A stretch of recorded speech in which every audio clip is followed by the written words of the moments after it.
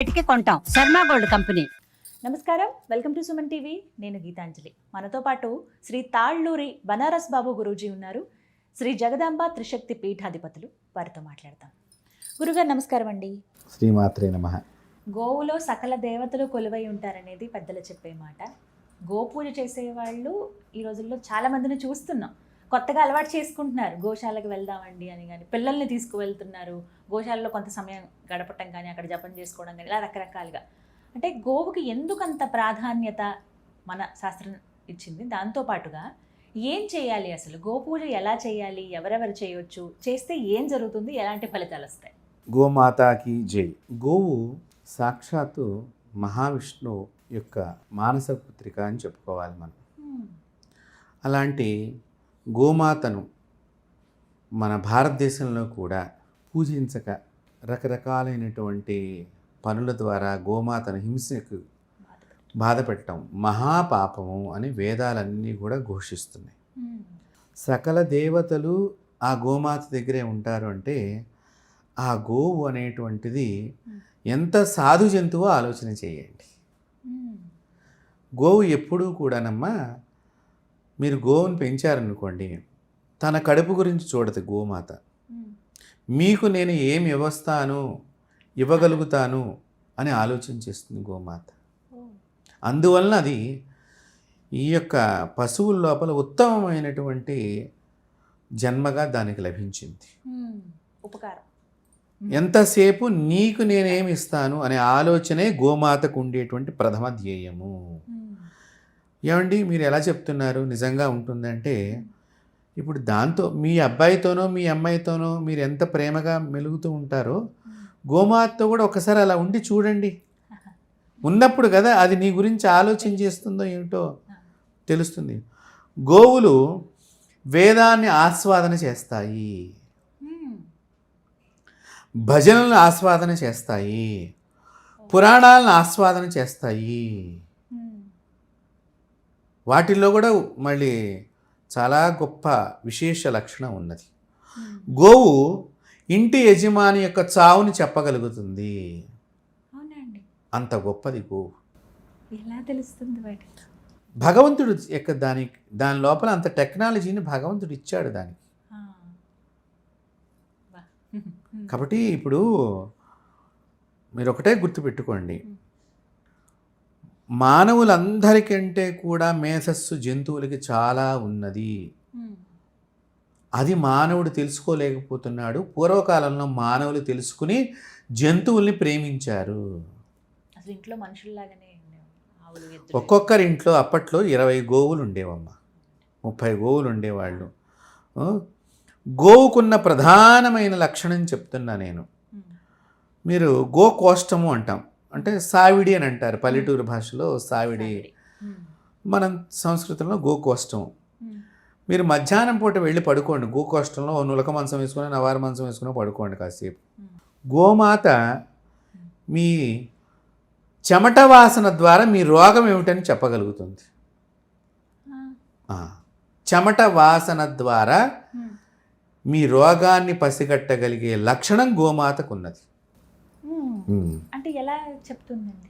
అది ఆ మరుసటి రోజు నుంచి అలాంటి పాలను ఉత్పత్తి చేసి నా యజమాని బాగుండాలని పాలుని ధారగా కురిపించేటువంటి ఆ సకల దేవతా స్వరూపిణి ఈ రోజున తన ప్రాణాన్ని తను రక్షించుకోలేదేమో అని మాకు ఎంత బాధగా ఉన్నదంటే, గోవు ఈ మాదిరిగా ఈ భారతదేశంలో పూజించేటువంటి దేశంలో దాని పరిస్థితి, దాని స్థితిని చూసి బతికి ఉండి మేము చచ్చిపోయినటువంటి వాళ్ళము.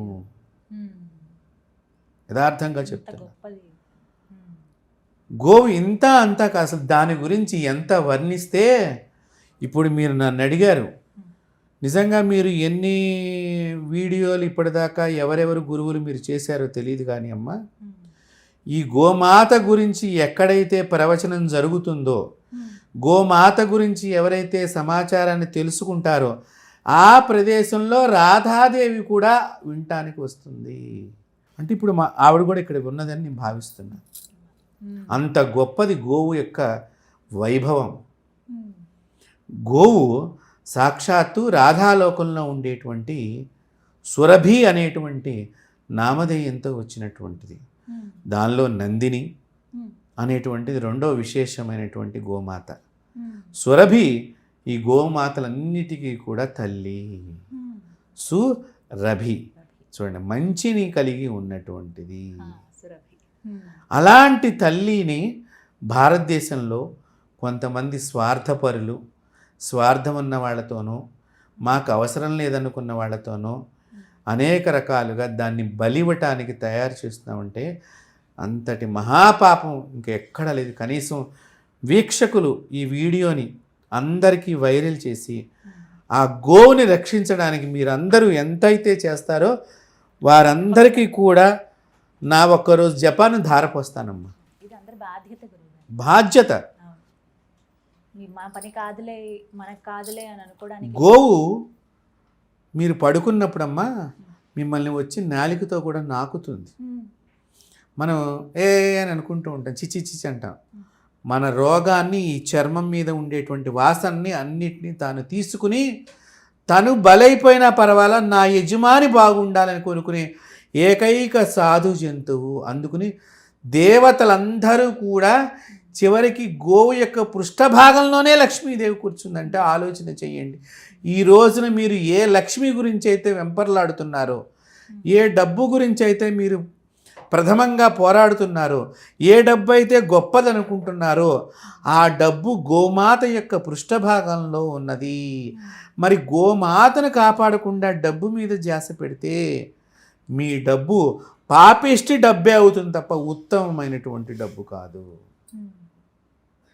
ఇది మేము చాలా బాధ పడుతూ నేను చెప్తున్నాను. గోమాత రక్షణ ఎంత దారుణంగా అయిపోయిందంటే అంత దారుణంగా. పూర్వం గోవులు పాలు ఇవ్వకపోతే కూడా రైతులు కానివ్వండి, ఊళ్ళల్లో జనాలు కానివ్వండి, దాన్ని మామూలుగా ఎక్కడన్నా ఆహారం తిననిచ్చేవారు తప్ప బలిచ్చేవారు కాదు. అవునండి, అలాగే ఉండేవి అవి. అవి అలా తిరుగుతూ ఉండేటువంటివి. అలాంటిది ఇప్పుడు ఒట్టిపోయినటువంటి గోవు వల్ల ఉపయోగం ఏం పొందుతాం అనేటువంటి ఆ దుర్మార్గపు ఆలోచనకి దాన్ని బలిచ్చే కబేళాకి అమ్మేస్తున్నామమ్మా. ఎంత మహాపాపం అంటే అంత మహాపాపం చుట్టుకుంటుంది. గోమాత వైభవం ఏమని చెప్పాలి? ఇది కాదు, అది కాదు అనేది. మీరు ఏ మంత్రం చదవమాకండి. చాలామంది గురువులు కానివ్వండి ఇలా మీడియా ముఖంగా వచ్చి ఆ పూజ చేస్తే ఇది పోతుంది, ఈ పూజ చేస్తే అది పోతుంది.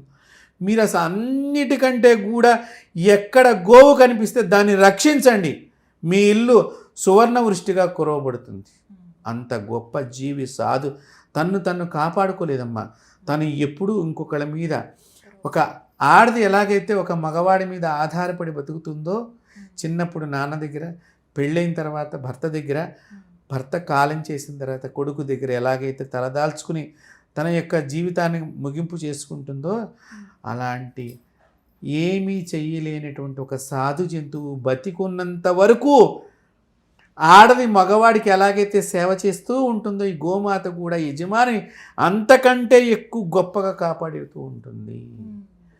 అందుకనే స్త్రీని పూజించటము, గోమాతను పూజించటం మన భారతదేశంలోనే తప్ప మరి ఏ దేశంలోనూ మీకు ఎక్కడా కనిపించదు. అంత గొప్పది ఈ గోమాత. గోమాతని మనము సర్వదేవతా స్వరూపు కింద చూడటమే కాకుండా విశ్వ మానవులకి రక్షించటానికి గోవు చాలా ఉపయోగపడుతుంది. ఎలా అంటారంటే కొంతమంది మాట అన్ని జంతువుల్లాగానే గోవుని కూడా చూడాలి. అన్ని జంతువుల్లాగా కాదు. వ్యత్యాసం ఏంటంటారు? వ్యత్యాసం అదే చెప్తున్నా నేను. గోవు ఎప్పుడూ కూడా తను తగలబడిపోతూ పక్కవాడిని కాపాడుతూ ఉంటుంది. మరి మిగతా జంతువులకు ఆ లక్షణం లేదు కదా. పిల్లి పిండం కోరుతుంది, కుక్క శుభం కోరుతుంది అని అంటారు. పిల్లి యజమాని ఏం పెడతాడని చూస్తుంది, కుక్క బయట వంక యజమాని వైపు ఎవడన్నా వస్తున్నాడని కుక్క బయటకు చూస్తూ ఉంటుంది. మరి ఆ రెండు జంతువుల్లోనే అంత వ్యత్యాసం ఉన్నదే. ఒక్కొక్క జంతువుకి ఒక్కొక్క రకమైనటువంటి టెక్నాలజీ అనేది భగవంతుడి సృష్టిలో ఉన్నది. మనం పరిశోధన చేయటానికి మనకి ఈ జన్మ సరిపోదు. అందుకని మన పెద్దవాళ్ళు ఏమన్నారంటే, మేము చెప్పింది మీరు పాటించండి రా, దాని ఆనందాన్ని పొందుతారు, దాని నుంచి శుభాన్ని పొందుతారు. ఇప్పుడు కాలం వాళ్ళు ఏంటి, ఏం శుభం అవుతుంది, ఇలా క్వశ్చన్స్ వేస్తున్నారు. ఇది అహంకారపూరితంగా అడుగుతున్నారు. మామూలుగా తెలుసుకోవాలనుకున్నప్పుడు మాలాంటి వాళ్ళం ఎప్పుడు కూడా మీ ప్రశ్నలకు సంసిద్ధులై ఉంటాము. ఒకవేళ మాకు తెలియకపోతే మా గురువుల ద్వారా మేము తెలుసుకుని మీకు తెలియచేయడానికి ఎల్లవేళలా కూడా మేము రెడీగా ఉన్నాం. నేను మీ ముఖంగా అందరికీ తెలియచేస్తున్నాను. కాబట్టి గోవులోనమ్మా ముఖ్యంగా గోవు నుంచి వచ్చే ప్రతి పదార్థము విశేషమైనటువంటిది. గోవు నుంచి వచ్చే ప్రతి పదార్థము. ఇంకా ఏమిటి ఆ పదార్థాలు? ఆవు పాలు, ఆవు పెరుగు, ఆవు నెయ్యి, ఆవు మూత్రము, ఆవు పేడ, ఇవి బహిరంగంగా బయటికి ప్రతినిత్యము వచ్చేటువంటివి. ఇది ఒకటి. గోవు యొక్క శ్వాస నుంచి కూడా కార్బన్ డైఆక్సైడ్ని సంహరించేటువంటివి లక్షణాలు అది వదులుతుంది. అంత గొప్పది. తర్వాత అమ్మ సూర్యుడి యొక్క శక్తిని గోవు తీసుకోగలుగుతుంది. అన్ని జీవాల కంటే చాలా ఎక్కువగా సూర్యశక్తిని తీసుకోగలుగుతుంది. సూర్యుడు ప్రాణశక్తిని ప్రసాదిస్తూ ఉంటాడు. అందువల్లనే ప్రాణశక్తిని ప్రసాదించేవాడు కాబట్టే కిరణజన్య సంయోగ క్రియ అని చెప్పి వృక్షాల్లో ఒక క్రియ జరుగుతుందని చెప్పి చిన్నప్పుడు పాఠాల్లో మనందరం కూడా చదువుకునేటువంటి వాళ్ళం. అలా ప్రతి జీవికి కూడా ఒక సంయోగ క్రియ వాడి జీవితంలో ప్రతి జీవికి జరుగుతూ ఉంటుంది. తద్వారా మాత్రమే మనిషి ప్రాణానికి సూర్యుడు ఆధారము. అంటే ఆ సూర్యుడు యొక్క ఎనర్జీని ఈ ఉన్న జీవాలలో బాగా తీసుకోగలిగిన జీవి ఏదన్నా ఉన్నది అంటే అది గోమాత మాత్రమే. ఇది ఎలా తీసుకుంటుంది? మళ్ళీ ఇక్కడ గోవులు, అన్ని గోవులు కాదమ్మా. ఇప్పుడు మీరు జెర్సీ ఆవులు అంటున్నారు, అవి మేము గోమాత కింద చూడం. అది ఒక గోమాతగా మీరు చెప్తున్నారని చెప్పి మేము కూడా ఒక నమస్కారం పెట్టడమే తప్ప దేశవాళీ గోమాతలకే ఈ విశేష లక్షణాలు ఉన్నాయి. ఎలా గుర్తించాలండి వాటిని? ఈ జెర్సీ ఆవులకి దేశవాళీ గోవులకి నూపురం అనేటువంటిది మనకి ఇక్కడ వీపు భాగానికి మెడ దగ్గరికి మధ్య భాగంలో ఇట్లా ఓ చిన్న కొండ మాదిరిగా కనిపిస్తూ ఉంటుంది. దాన్ని నూపురం అంటాము. ఈ నూపురమే గోమాతకి యాంటీనా ఓ రకంగా చెప్పాలంటే. అంటే మీకు అర్థమయ్యే భాషలో చెప్తున్నాను. ఈ నూపురం ద్వారా సూర్యుడి యొక్క శక్తిని అంతా లాక్కుని ఆ సూర్యశక్తి ద్వారా తను రేపు పొద్దున్నే ఇచ్చేటువంటి ద్రవ్యాలలో ఈ సూర్యశక్తిని పంపిస్తుందమ్మా. అందుకనే ఈ ఆవు మూత్రాన్ని బ్రాహ్మీ ముహూర్తంలో కనుక ఆవు మూత్రం చేసేటప్పుడు మీరు తక్షణం వెళ్ళి ఆ మూత్రాన్ని ఒక చుక్కైన నోట్లో వేసుకుంటే క్యాన్సర్ వ్యాధి రాదు. క్యాన్సర్ వ్యాధిని పోగొడుతుంది. ఆవు మూత్రానికి అంత బలమైనటువంటి శక్తి ఉన్నది. అది మిగతా సందర్భాల్లో మీకు పోసినా కూడా దానికి ఉన్నది. కానీ బ్రాహ్మీ ముహూర్తంలో పోసిన దానికి చాలా విలువైన, అది దొరకనటువంటి మూత్రం అనమాట. దొరికితే మాత్రం అందరూ కూడా సద్వినియోగం చేసుకోండి. గోపంచకం చాలా విశేషప్రదమైనటువంటిది. అలాగే పాల ద్వారా ఇస్తుంది ఆ శక్తిని. అందుకనే మీకు మిగతా జంతువుల పాలకి గోవు పాలకి లేత పసుపు వర్ణం ఉంటుంది. అది సూర్యశక్తితో ఉండటం మూలకంగా. ఇప్పుడు చెప్పండి మరి మిగతా జంతువులకి దీనికి ఏమి డిఫరెన్స్ అంటే ఇలాంటి లక్షణాలు కొన్ని ఈ గోమాతలో ఉన్నాయి. మీరు వీక్షకులందరికీ కూడా నేను గో మహామంత్రాన్ని చెప్తున్నాను. ఇప్పుడు శ్రీ సురభ్యై నమః అనే మంత్రాన్ని గనక మీరు ప్రతినిత్యము చేస్తే ఏదో ఒక రోజు మీ ఇంటికి ఆ సురభి దేవత నడుచుకుంటూ భిక్షకి వస్తుంది. ఇది మహామంత్రం గోవుకు సంబంధించిన దానిలో. శ్రీ సురభ్యై నమః రోజు 108 సార్లు ఈ మంత్రాన్ని జపం చేయటం. ఈ జపం చేసినటువంటి వాళ్ళు శుక్రవారం రోజున కనుక పసుపు రంగు వస్త్రాన్ని వేసుకుని ఈ సురభ్యై నమః అనేటువంటి మంత్రాన్ని మగపిల్లలు ఆడపిల్లలు పెళ్ళి కాని వారు ఈ మంత్రాన్ని జపం చేస్తే పెళ్ళవుతుంది. ఇప్పుడు చాలామంది పెళ్ళిగాక పెళ్ళి కాని ప్రసాదులు అన్నట్టుగా ఒక డైలాగ్ నానుడైపోయింది కదా. వీళ్ళందరికీ కూడా ఉపయోగపడుతుంది ఈ మంత్రం. నిబద్ధతతో చెయ్యాలి, విశ్వాసంతో చెయ్యాలి, అత్యంత ప్రేమ నమ్మకంతో చెయ్యాలి. మీరు జపమైన తర్వాత చక్కగా గోమాతకి ఏదైనా మీరు గోక్షేత్రానికి వెళ్ళి అక్కడ ఆ గోక్షేత్రాన్ని నడిపే వాళ్ళని అడగాలి. అయ్యా మేమేమన్నా తెచ్చిన ఆహారం దానికి పెట్టవచ్చా పెట్టకూడదా? ముందు. గోవుకి ఒక శాపం కూడా ఉన్నది. ఏంటండి? అది నిత్యం ఏది పెడితే అది తినేస్తూ ఉంటుంది. ఆ, అది కృష్ణ భగవానుల వారి శాపం ఇచ్చినట్టుగా ఒక కథ ఉన్నది. ఏమిటి గురుగారు? అది పాపం కృష్ణుడు బాగా గోవులన్నింటినీ మంచిగా అడవికి తోసుకెళ్ళారట. తీసుకెళ్ళి అంతా బాగా కడుపు నిండా తిన్న తర్వాత తిరిగి వస్తున్న సందర్భంలో అక్కడ ఏదో భోజనం చేసిన ఇస్తరాకు లాంటిది ఏదో కనిపించిందట. దాన్ని తినబోతుంటే అప్పుడు శాపం పెట్టారు కృష్ణుడు అన్నట్టుగా ఒక చిన్న కథ చెప్తూ ఉంటారు పూర్వీకులు. అందువలన దానికి ఎప్పుడు ఒక పొట్ట ఖాళీగా ఉండి కాలుతూ ఉంటుందిట.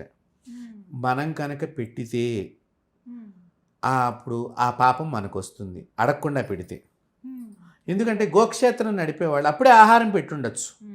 పాపం గోవుకి ఏంటంటేనమ్మా చిన్నపిల్లల లక్షణం. నిజంగా చెప్పాను, చిన్నపిల్లవాడికి మీరు ఇస్తూ ఉండండి తింటూనే ఉంటాడు. వాడి కడుపు నొప్పి వచ్చింది తెలియదు. గోవులకు కూడా నువ్వు పెడుతున్న కొద్దిగా తింటూ ఉంటాయి, తనకి బాధ కలిగినప్పుడు ఆ పాపం నీకు చుట్టుకుంటుంది. వాటికి అవి ఒక్క చోట మైనస్ అనమాట. ఆ శాపం అనేది అలా మైనస్గా పరిగణించి అడగకుండా పెట్టకూడదు. గోక్షేత్రాన్ని నడిపేటువంటి వాళ్ళని అడగాలి ముఖ్యంగా. తర్వాత ఇప్పుడు చాలామంది ఆ వారం ఇది పెట్టండి, ఈ వారం ఇది పెట్టండి అని చెప్పేసి చాలా చెప్తున్నారు. గోవు ఏది తింటుందో ఆ రోజున ఆహారం మాత్రమే పెట్టాలి తప్ప మనకి తగిలినవన్నీ మనకు దరిద్రం పోతుంది అంటే మనల్ని పెడితే దరిద్రం పోతుంది అని చెప్తే కూడా పెట్టేటట్టుగా మనం తయారైపోతున్నాం అన్నమా. దయచేసి అలా చేయకూడదు. గోవుకి ఎండుగడ్డి కానీ పచ్చిగడ్డి కానీ అక్కడ మీరు గోక్షేత్రం ఎవరైతే నడుపుతున్నారో వాళ్ళ దగ్గర కొనుక్కోండి. అయ్యా మేము డబ్బు ఇస్తాము, మాకు కొంచెం ఇవ్వండి, మీరు తినిపించండి. ఇప్పుడు కొన్ని కూరగాయలు ఇవన్నీ పెడతారు కదండి, శాస్త్రంలో ఇవన్నీ చెప్పలేదమ్మా. కానీ చాలా చోట్ల చూస్తూ ఉంటాం క్యారెట్లు, కీరా. ఇప్పుడు ఏది అరిగించుకోగలుగుతుందో దానికి ఆ యజమానికి తెలుస్తుంది. ఇప్పుడు మీరు అమ్మ మీ పిల్లవాడికి చిన్నప్పుడు పెట్టినప్పుడు అన్నప్రాసనని 6వ నెలలో చేస్తున్నాం మనం. అప్పుడే మొత్తం పులిహార పెట్టేస్తున్నారా? ఉత్తిన ఒక మెతుకు రాస్తున్నాం అంతే. సంవత్సరం అయిన తర్వాత కాస్త మెత్తగా అప్పటిదాకా రోజు వాడికి ఒక మెతుకు ఇలా నలిపి మళ్ళీ దానిలో కూడా గింజ ఉందా అది ఉందా ఇది ఉందా అని చూసి మన చేతికే ఉంటుంది, వాడి నోట్లోకి వెళ్ళేది ఏముండదు. అంటే అన్నప్రాసన అయిందిగా మరి పెట్టచ్చుగా పులిహార, దద్దోజనం, గారెలు, బూర్లు అన్నీ కూడా. అరిగించుకునే శక్తి ఎట్లా ఉందో అలాగే జీవాలను కూడా మనం తెలుసుకుని పెట్టాలి దయచేసి. తోటకూర పెట్టవచ్చు, ఆకుకూరల్లో తోటకూర అలాంటివి ఆకుకూరలకు సంబంధించినవి పెట్టవచ్చు, తప్పు లేదు. కాబట్టి అక్కడ ఉండేటువంటి గోవుల్ని నడిపేటువంటి వాళ్ళని అడగాలి ముఖ్యంగా. ఇప్పుడు ఏమైపోయిందంటే సిటీలో గోవుల్ని పెంచడం వచ్చేసిన తర్వాత వాటికి ఆహారం తీసుకురావటమే ట్రావెలింగ్ ఛార్జ్ ఎక్కువ అవుతుంది. ఎందుకంటే ఆ వరిగడ్డి కానీ పచ్చగడ్డి కానీ వేసుకొచ్చే వెహికల్స్కి పర్మిషన్ ఉండదమ్మా. వాడు తెల్లవారుజామున వేసుకురావాలి. వీళ్ళ దగ్గర అయిపోయింది అనుకోండి, మీరు ఏది పెడితే అది తింటోంది కదా మనం పెడితే దానికి అనవసరమైనటువంటి ఎలర్జీస్ వచ్చి కడుపు డిస్టర్బ్ అయ్యి అనారోగ్యానికి గురి అయ్యే అవకాశం ఎక్కువ ఉన్నది. దయచేసి అది తినే ఆహారం ఏదైతే ఉందో మీరు శనివారం పెడతారా మీ దరిద్రం, శనివారమే ఆ గడ్డిని కొని పెట్టండి. శుక్రవారం ఏదైనా మీకు పెట్టాలనిపించింది ఆ గడ్డే కొని పెట్టండి. లేదు ఒక బస్తాకి మీరు అక్కడ చక్కగా వెళ్ళి బస్తాడు గడ్డికి ధనం ఇచ్చేసిరండి, మీరు పెట్టినట్టే. మీ చేత్తోనే తినిపిస్తేనే మీ దరిద్రం పోతుంది అనుకుంటే పొరపాటు. గోక్షేత్రంలోకి మీరు అడుగు పెట్టారంటేనే మీ దరిద్రం పోయింది. అది తెలుసుకోవాలి మానవులందరూ కూడా. ఈ గోవు యొక్క మంత్రం నేను చెప్పాను కదా, ఈ మంత్రాన్ని కనుక మీరు చక్కగా గోక్షేత్రంలో కూర్చొని చేస్తే 41 రోజులు చేస్తే స్వప్నంలో మీరు పెళ్లి చేసుకునే అమ్మాయి కూడా కనిపిస్తుంది మగవాళ్ళకి. 41 రోజులు గోక్షేత్రంలో కూర్చుని శ్రీ సురభ్యై నమః సంకల్పం చెప్పుకొని నాకు వివాహం కావాలి అని సంకల్పం చెప్పుకొని మీరు ఈ పసుపు వస్త్రం కట్టుకోవాలి. చక్కగా కూర్చుని శ్రీ శ్రీ సురభ్యై నమః అనే మంత్రాన్ని జపం చేస్తే గోమాతనే అమ్మవారిని చూపిస్తుంది మీకు స్వప్నంలో. అంత గొప్పది గోమాత. ఒకటి ఆదివారం రోజున ఏదో గోధుమలు పెడితే మంచిది, సోమవారం రోజున ఇంకోటి ఏదో పెడితే మంచిది. ఇది మంచివి అవ్వచ్చు కాక, కానీ ఎంత పెట్టాలి, అది ఏమైనా తిని ఉందా లేదా, ఈ సమాచారం మనకు తెలియకుండా తినిపించామనుకోండి దాని నుంచి అనేక ఇబ్బందులు వస్తూ ఉంటాయి. తర్వాత అమ్మ ఈ ఆవు పేడ గోమయం అంటాం మనం. ఈ ఆవు పేడని గనక ప్రతిరోజు మీ ఇంటి ముందర మేము చక్కగా గచ్చు చేయించుకుని ఉండొచ్చు కాక కొద్దిపాటి ఆవు పేడని మీ ఇంటి ముందర రాసి చక్కగా ముగ్గు పెడితే భూతాలు ప్రేతాలు ఇంట్లోకి ప్రవేశించలేవు. అసలు ఇంతకు ముందంతా ఇదే మంచి అలవాటు ఉండేది, ఇప్పుడు కుదరట్లేదు. కుదిరినా మన వాళ్ళు చెయ్యరు. చేయట్లేదు. అదేదో పేడ అంటే పెద్ద వాసనలాగా మనం చూస్తున్నాము. కాబట్టి దానివల్లనే ఈ ఇబ్బందులన్నీ మనం పడుతున్నాము. ఇప్పుడు ఈ గోమయాన్ని మీరు చక్కగా ఇంటి ముందర ఒక కొద్దిపాటి ప్రదేశాన్ని శుభ్రంగా గడపకి, ప్రధానమైన గడపకి, మీరు అపార్ట్మెంట్ అయినా పర్వాలా, చక్కగా ఎండిపోతుంది, కొద్దిపాటిది అలా నేల మీద రాసేసుకుని బియ్య పిండితోనే ముగ్గు పెట్టాలి. కొండరాయి ముగ్గులు అని చెప్పి రాయి ముగ్గు అమ్ముతున్నారు, అదాంత పెట్టకూడదు. బియ్య పిండితో పెట్టినప్పుడు మీ ఇంటి లోపలికి భూతాలు ప్రేతాలు రావు. అది గోమయం ద్వారా మనకు లాభం. గోక్షీరాన్ని మీరు తెచ్చుకుని శివుడికి అభిషేకం చేసిన, అమ్మవారికి అభిషేకం చేసిన, విష్ణువుకి అభిషేకం చేసిన అనంత ఐశ్వర్యాన్ని మనం పొందుతాము. రోజు చేయగలిగిన శక్తి కనుక ఉంటే మీకు ఇన్నే దొరికినాయి అనుకోండి, ఆ అన్నిటిని మళ్ళీ నీళ్ళు కలపకుండా ఆ అన్నిటితోనే అభిషేకం చేయండి. ఇన్ని దొరికినా చాలు మనకి భగవంతుడు గోక్షీరానికి అంత ప్రాధాన్యత ఉన్నది.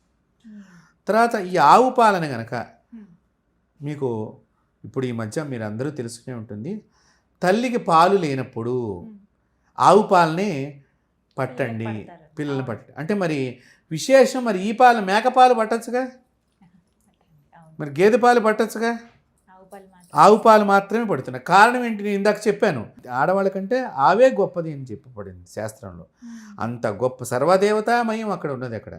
కాబట్టి అలాంటి ఒక్కొక్క ప్రదేశంలో, గోవు యొక్క ప్రదేశంలో ఒక్కొక్క దేవత, ఆ దేవతల యొక్క అనేకమైనటువంటి అనుగ్రహం మనకు కలగాలి అంటే గోక్షేత్రాన్ని మీరు కనుక రోజు శుభ్రం చేస్తూ మీరు రోజు వచ్చి గోక్షేత్రాన్ని క్లీన్ చేశారనుకోండి, చక్కగా నీట్ అంటే గోపేడ తీసేయటం, అవి మిగిలిన పదార్థం కొంచెం తినేసి వదిలేస్తాయి, ఆ చెత్త అంతా మనం ఏరటం, వదిలివేసినటువంటి ఉచ్చిష్టం అంటాం దాన్ని, అదంతా తీసేయటం, అవన్నీ చేస్తాయి. మీ ఇంటి లోపల దరిద్ర దేవత బయటికి వెళ్ళిపోతుంది. గోక్షేత్రాన్ని శుభ్రం చేయటం మూలకంగా ఇంత చాలా మందికి అవకాశం ఉంటుంది, మరి వెళ్తే చాలా మంచి ప్రయోగం ఇది. అంతేకాకుండానమ్మా ఈ యొక్క గోమయాన్ని మీకు దొరికిందనుకోండి, చక్కగా ఏదో గోమాత దగ్గరికి పక్క వాళ్ళకి కొంచెం ఇచ్చారు, పుణ్యం మీకు లభిస్తుంది. గోమయాన్ని పంచడం ద్వారా కూడా పుణ్యం వస్తుంది. వీళ్ళందరికీ కూడా గోవు ఎక్కడుందని సమాచారం తెలుస్తుంది కదా, వీళ్ళందరూ కూడా గోవుని రక్షించేటువంటి బాధ్యత తీసుకోవాలి. చాలామంది మనం ఏం చేస్తామంటే ఇక్కడ మెయిన్ ప్రాబ్లము, గోవు కావాలి, గో పేడ కావాలి, గో పాలు కావాలి, గోవుకు ఆహారం పెట్టడం, గోవుని కాపాడం, కబేళాకి పంపిస్తే మనం మాట్లాడం. ఇది ఆలోచన చేసుకోవాలి. వీక్షకులు నేను ఈ విధంగా ఏంటంటే మేము చాలా బాధలు పడుతున్నాం కాపాడటానికి అనేక రకాలుగా. చాలామంది ప్రయత్నం చేస్తున్నారు. కొంతమంది అమ్మ యువత ఈ గోరక్షా దళ్ళని ఒకటి పెట్టుకుని వాళ్ళు రాత్రిళ్ళు పగళ్ళు మన హైదరాబాద్ నలువైపులా కాపలా కాస్తున్నారమ్మ, ప్రాణాలకు తెగించి. కొన్ని వీడియోస్ చూసాం గురుగారు, ఇలా వాటిని తీసుకెళ్ళిపోతూ ఉంటే బయట చూడడానికి మామూలు బండి లాగానే ఉంటుంది, చేసి వాళ్ళ ముందు ఆపి వాళ్ళతో గొడవ పడి పోలీసులకు అప్పగించి వాటిని విముక్తి చేసిన సందర్భాలు ఉన్నాయి. మేము ఉండే ప్రాంతంలో కూడా చాలా సందర్భాల్లో మేము గోవు గురించి రోడ్డు మీద పడుకున్న రోజులు కూడా ఉన్నాయి. ఆ వాహనాన్ని వెళ్ళనివ్వకుండా చేయటము, అక్కడ విడిపించటము, వాటిని ఏదైనా సరే మనం గోవు గురించి మనం చెయ్యాలి అనేటువంటి ససంకల్పం. కాబట్టి ముఖ్యంగా గోవు నుంచి విశ్వానికి చాలా కళ్యాణం ఉన్నది, విశ్వ మానవ కళ్యాణం ఉన్నది. ఇక్కడ అది ఎట్లాంటిది అంటే గోవు యొక్క పేడని, గోమయాన్ని మీరు పిడకలు చేసి ఆ పిడకలతో హోమం చేయటం మూలకంగా అణుధార్మికం నుంచి వచ్చేటువంటి చెడు పదార్థం అనేటువంటి దాని నుంచి వచ్చేటువంటి ప్రమాదము ఏదైతే ఇప్పుడు మనకి చాలా మటుకు క్యాన్సర్లు, రకరకాలైనటువంటి తీవ్రమైనటువంటి రోగాలు వస్తున్నాయి కదమ్మా, ఈ అణుధార్మిక పదార్థాల నుంచి ఎక్కువ వస్తున్నాయి, ఈ ప్లాస్టిక్ వాడకం మూలకంగా వస్తున్నాయి. మీరు ఎక్కడైతే ఈ గో పిడకలతో హోమం చేస్తారో అక్కడ దగ్గరగా ఒక 2 కిలోమీటర్ల దూరంలో ఆ విషానంతటిని కూడా ఈ పిడకల నుంచి చేయబడినటువంటి హోమ పొగ ద్వారా నాశనం అయిపోతుంది. మరి చెప్పండి ఇప్పుడు గోవు ఎంత గొప్పదో. అసలు మీకు ఇంత దీనికి శక్తి వేరే దీనికి ఇది ఒక సాక్ష్యం కూడా ఉందమ్మా. ఉమ్, మనకి భోపాల్లో ఒకసారి గ్యాస్ సంఘటన జరిగింది. భోపాల్ చాలామంది రసాయన కర్మాగారంలో చచ్చిపోయారు అందరూ కూడా. ఉమ్, కానీ దానికి ఆ కర్మాగారానికి దగ్గరగా ఉండేటువంటి నిత్యాగ్నిహోత్రి బ్రాహ్మణుడు వాళ్ళ కుటుంబం కాపాడబడింది. వాళ్ళ ఇంటి నిండా ఏముందయ్యా అని వీళ్ళు సైంటిస్టులు పరీక్ష చేస్తే విదేశం నుంచి వచ్చారు. ఉమ్, అంత చూస్తే ఈ పొగ పట్టి ఉన్నది. ఈ పొగకి ఈ పిడకలకి అంత టెస్ట్ చేస్తే గోము యొక్క మయానికి ఉన్న శక్తిని వాళ్ళు అర్థం చేసుకున్నారు. ఆ, చూడండి. ఉమ్, కాబట్టి ఇంత సాక్షిభూతంగా మనకి పేపర్లో కూడా దీని గురించి ప్రచురించడం జరిగింది, భోపాల్లో జరిగిన. కాబట్టి కెమికల్ యాక్షన్ని, ఉమ్, ఆ యాక్షన్ నుంచి వచ్చే చెడుని గోమయం ఆప్ చేస్తోంది. ఉమ్, మరి విశ్వమానవాళికి ఎంత ఉపయోగపడుతుందో చెప్పండి. కానీ మనిషి ఒక దేశం మీద ఇంకో దేశం మీద దండయాత్ర ద్వారా చంపుకునేటువంటి బాంబులు ఏవైతే ఉన్నాయో, అణు విస్ఫోటం, అక్కడ కనుక మీరు గోమాత పేడను తీసుకువెడితే ఆ బాంబు పేలదు. అవునండి. అంత శక్తి ఈ గోమయానికి ఉన్నది. ఉమ్, పూర్వకాలంలో కొన్ని దాచేటప్పుడమ్మ బస్తాల్లో దాచేవాళ్ళు. ఉమ్, ఈ రాజుల దగ్గర ఈ మందుగుండు సామాగ్రి అని చెప్పేసి ఉమ్, రకరకాల వీటి చుట్టూ గోమయంతో అలికేటువంటి వారు అప్పుడు. ఉమ్, మరి అంటే రాజుగారి దేశాన్ని కాపాడటానికి ఆయన ఉపయోగించుకోవాలి కదమ్మా. కాబట్టి అవి రెడీగా పెట్టుకోవాలి. ఉమ్, ఈ గోమయం ఉండటం మూలకంగా ఆ గదిలోంచి చెడు వాసన రాకుండా ఈ గోమయం ఇక్కడ అడ్డుగా ఉంటుంది. ఇది, ఆ, అందుకని గోమయం అనేటువంటిది మీ ఇంటి లోపలికి చక్కని దేవతాశక్తిని ఆహ్వానం చేస్తుంది, ఉమ్, చక్కని దుష్టశక్తిని బయటికి తరిమేస్తుంది. ఉమ్, కాబట్టి ఇంతటిది ఈ గోమయంలో ఉన్నది. కాబట్టి గోమయా మీరు మనం చక్కగా మన స్నానం చేసేటప్పుడు వాడుకోవాలి. ఎలా అండి? ఆవు పేడతోనే మనం స్నానం చెయ్యాలమ్మా.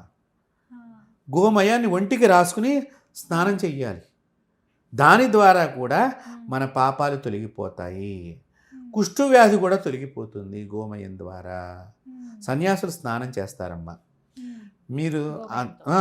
ఉమ్, సన్యాసులు కాదమ్మా, దేవుడు రోజు కూడా స్నానం చేసేది గోమయంతోనే. ఓ, మీకు దేవుడు చేస్తాడనేది మనం చూడలేం కాబట్టి ఆ, అవును. మీకు చెప్తా. వేద మంత్రాలుగా ఈ గోమయాన్ని తీసుకొచ్చి విగ్రహ స్థాపన చేసేటప్పుడు, ప్రతిష్ఠ చేసేటప్పుడు 5 రోజులు 3 రోజులు ఒక కార్యక్రమాన్ని చేస్తారు. ఉమ్, ఆ సమయంలో ఈ గో పేడని విగ్రహాలకు రుద్దుతారు. మరి అప్పుడు దేవుడు పోసుకున్నట్లేగా. ఆ, మీరు విగ్రహానికి దోషాన్ని పోగొట్టేటువంటి శక్తి గోమయానికి ఉన్నది. ఉమ్, కాబట్టి గోమయం అంత శ్రేష్టమైనది. ఉమ్, దయచేసి వీక్షకులందరికీ చెప్తున్నా నేను, మీకు దగ్గరలో ఎక్కడ గోక్షేత్రం కనిపించినా, గోమాత కనిపించినా, ఆ క్షేత్రాన్ని రక్షించటమే మీరు చేసేటువంటి దానము. ఆ గోవుని కాపాడుకోవాలమ్మా. ఉమ్, గోవుని కాపాడుకున్నప్పుడు భారతదేశంలో ఉమ్, ఇతర దేశస్తులు మొట్టమొదటిగా ఈ భారతదేశం వాళ్ళకి ఎందుకు ఇంత, మనకి మరణం అంటే భయం లేదమ్మా ఉమ్, భారతీయులకి. ఉమ్, మనం చావంటే మనం భయపడేవాళ్ళం కాదు పూర్వం, ఇప్పుడు భయపడుతున్నారు. కానీ ఉమ్, ఎందుకు అని వీళ్ళని చూస్తే ఈ గోవు ఉండటం మూలకంగా, ఈ గోవు పాలు తాగటం మూలకంగా వీళ్ళు ఇంత బలిష్టంగా ఉండి మాటలు మాట్లాడుతున్నారు. ఉమ్, వాళ్ళకి అలా కాదు. అందుకని వాళ్ళకి ఎప్పుడూ భయం ఉండి దొంగ దెబ్బ తీయడానికి వాళ్ళు ప్రయత్నం చేశారు. కానీ మన దేశంలో పుట్టినటువంటి వీరులందరూ ఎదురుగుండానే నిలబడ్డారు తప్ప పారిపోలేదు, దొంగ దెబ్బ తీయలేదు. ఉమ్, ఆ నిజంగా ఎదురుగుండా నిలబడ్డేటువంటి ఒక శివాజీ కానివ్వండి, ఓ ఝాన్సీ లక్ష్మీబాయి లాంటి వీరులు కానివ్వండి, ఓ నేతాజీ సుభాష్, వీళ్ళందరూ కూడా గోపాలమయం తాగటం మూలకంగానే వాళ్ళకి అంత ధైర్యం వచ్చింది. ఉమ్, అట్లాంటిది గో యొక్క పాలల్లో అంత శక్తి ఉన్నది. ఈ యుద్ధానికి మంచి సైనికుడు తయారు కావాలంటే గోపాలను మనం పట్టించవచ్చు. కాబట్టి ఇప్పటికైనా కూడా ఉమ్, మన ఛానల్ ద్వారా ప్రభుత్వాలన్నిటికీ కూడా నేను వేడుకుంటున్నాను, అలాగే ప్రజలందరినీ కూడా వేడుకుంటున్నాను. దయచేసి గోమాతను రక్షించేటువంటి కార్యక్రమాన్ని అన్ని రాష్ట్ర ప్రభుత్వాలు తీసుకోవాలి. మన దేశ జాతీయ ప్రాణిగా దాన్ని ప్రకటించి దాన్ని రక్షించేటువంటి క్రమంలో కనీసం ఈ వీడియో ద్వారా అన్నా కూడా వారు స్పందించి ఆ గోమాతకు కనుక వారు రక్షించినట్లయితే మేము ఎంతో వారికి రుణపడి ఉంటామని చెప్పి, చాలా ఈ గోమాతని కాపాడండి, చక్కగా ఈ మంత్రాన్ని జపం చేయండి. తప్పకుండా. అందరికీ కూడా గోమాత యొక్క ఆశీస్సులు లభించాలని కోరుకుంటూ జై గోమాతాకి జై. చాలా సంతోషం, చాలా చక్కగా చెప్పారు. ఇది ఒక బాధ్యతగా తీసుకుని ప్రతి ఒక్కరూ ముందు వాళ్ళ దగ్గరలో ఉన్న గోశాలలకు వెళ్ళి సేవ చేసుకోవాలి. తర్వాత ఎక్కడన్నా ఇలాంటి పరిస్థితులు ఉంటే కాపాడే ప్రయత్నం చేయాలి. ధన్యవాదాలు.